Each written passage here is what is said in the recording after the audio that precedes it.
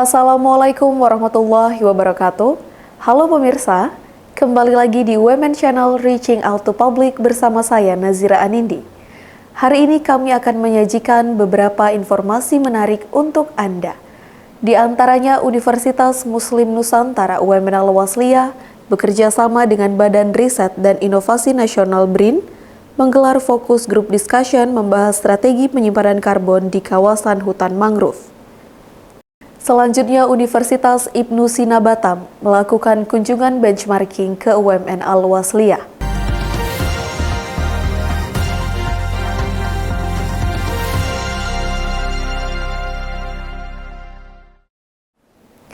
Informasi pertama kami awali dengan Universitas Muslim Nusantara UMN Al-Wasliyah bekerja sama dengan Badan Riset dan Inovasi Nasional BRIN menggelar fokus group discussion membahas strategi penyimpanan karbon di kawasan hutan mangrove.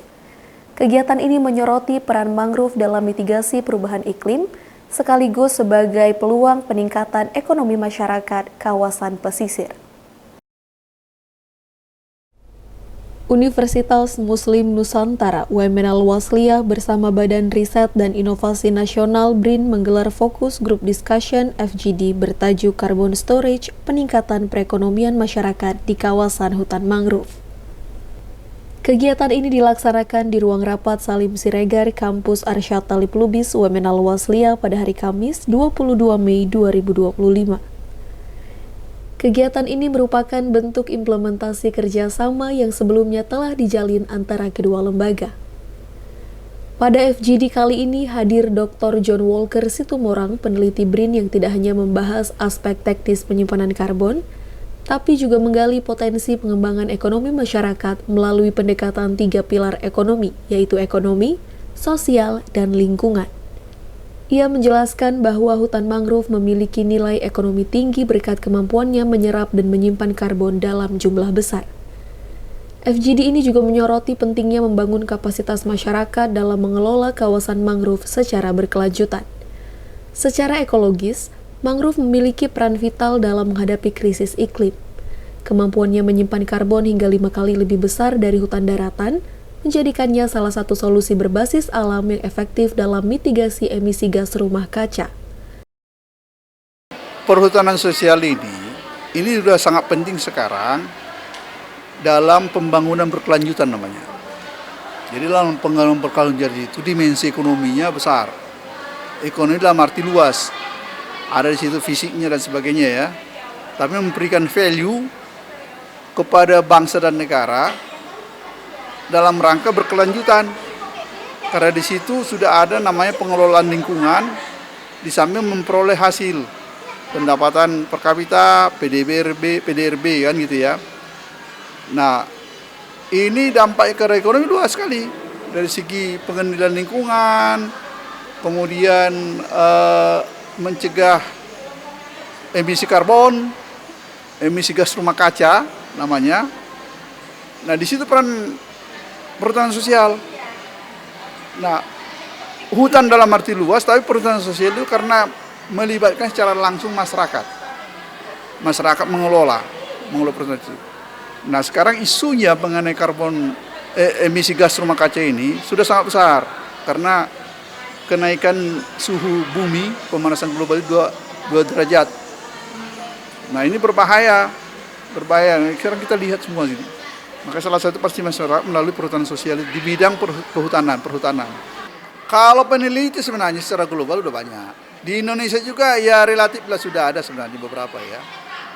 Nah, salah satunya kita masuk BRIN. BRIN masuk tahun ini untuk penelitian peran dari perhutanan sosial dalam konteks carbon storage, penyimpanan karbon.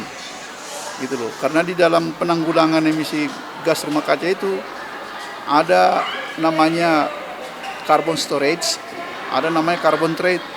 Program penghapusan emisi gas rumah kaca itu sudah binding, mengikat secara internasional yang melalui Paris Agreement ya 2016. Di situ disebutkan terlibat ratusan negara yang sudah melakukan perjanjian mengikat, dan itu ada beberapa skema yang dilakukan tadi apakah melalui carbon storage atau carbon trade, diminta untuk partisipasi masyarakat ya dalam rangka pendampingan ataupun riset, pendampingan masyarakat atau riset.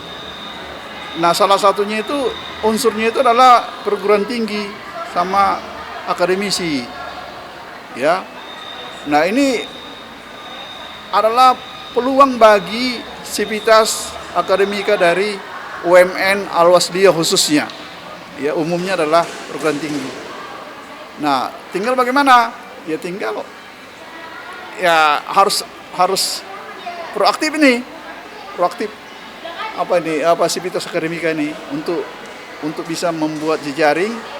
Apakah jejaring langsung menjadi pelaku utama atau berkolaborasi gitu. Misalnya berkolaborasi dengan BRIN, karena BRIN juga membuka diri untuk itu ya, untuk menghasilkan karya-karya ilmiah atau untuk pendampingan juga bisa. Melalui kegiatan FGD ini, UMN Al-Wasliyah dan BRIN telah berkomitmen untuk memperkuat kolaborasi riset yang berdampak. Dengan mengintegrasikan 3 pilar ekonomi, pengelolaan mangrove dan carbon storage merupakan strategi menyeluruh menuju pembangunan berkelanjutan yang inklusif. Dari UMN Al-Wasliyah, tim UMN Channel mengabarkan.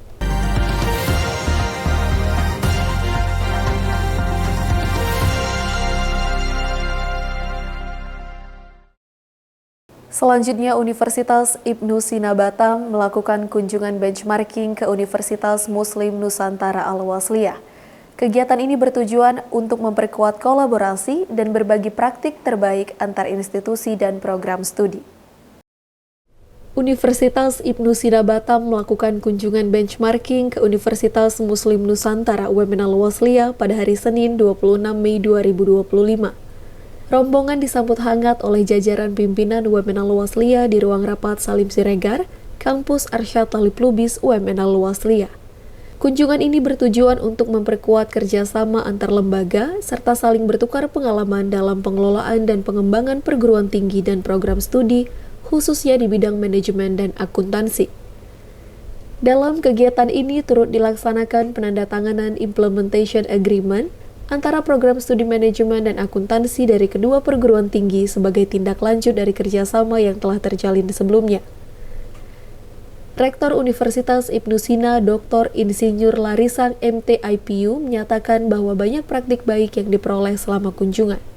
Disampaikan pula bahwa hasil benchmarking ini akan dijadikan sebagai bahan refleksi sekaligus penguatan kapasitas institusi di lingkungan Universitas Ibnu Sina.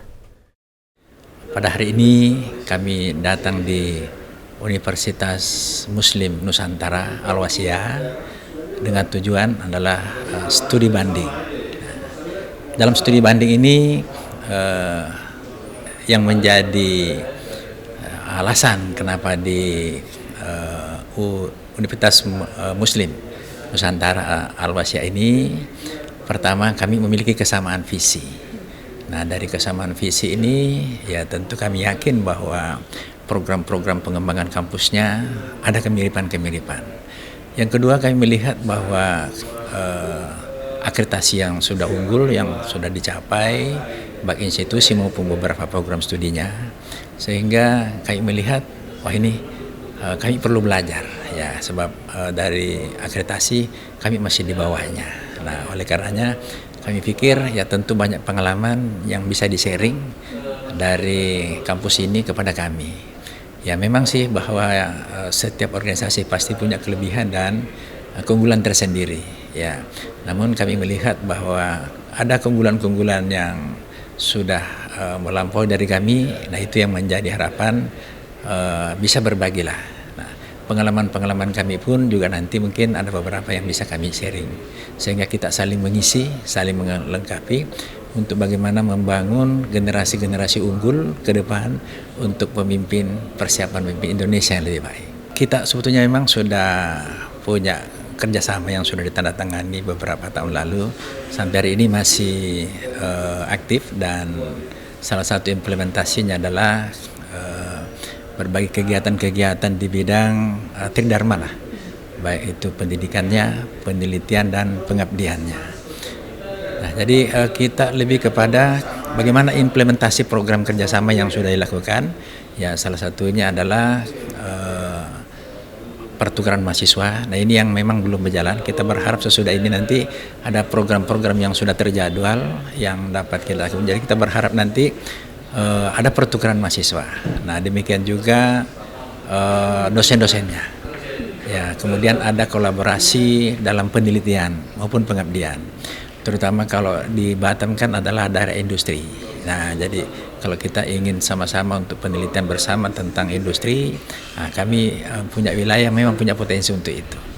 Sehingga kita berharap bahwa di dalam kerjasama ini khususnya implementasi dalam kegiatan Tridharma, penelitian, pengajaran dan pengabdian kepada masyarakat, ini segera akan kita kembangkan. Dengan pertemuan kami hari ini, harapannya nanti ada penjadwalan yang dilakukan.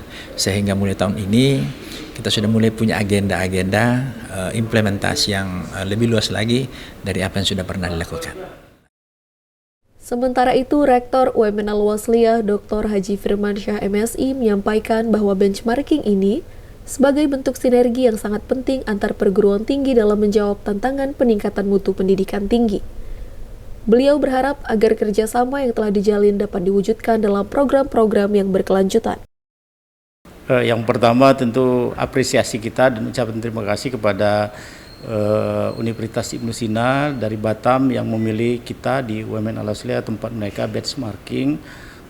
Berarti kemungkinan besar kan ada sesuatu yang mereka lihat yang perlu mereka untuk saling belajar dengan UMN Al-Wasliyah. Kemudian banyak sekali tentu program-program tadi sudah kita bicarakan sama Pak Rektor, sama Pak Warek 3 dan dekannya ke depan. Intinya di tiga Dharma yang memang perguruan tinggi, Tridharma perguruan tinggi yaitu pendidikan, penelitian dan pengabdian masyarakat, dan tentu kolaborasi dalam publikasi. Intinya dengan berkolaborasi ini kita sama-sama maju, sama-sama berkembang, tentu itu semua harapan kita. Dari UMN Al-Wasliyah, Nazira Adindi Rifki Kusuma UMN Channel mengabarkan.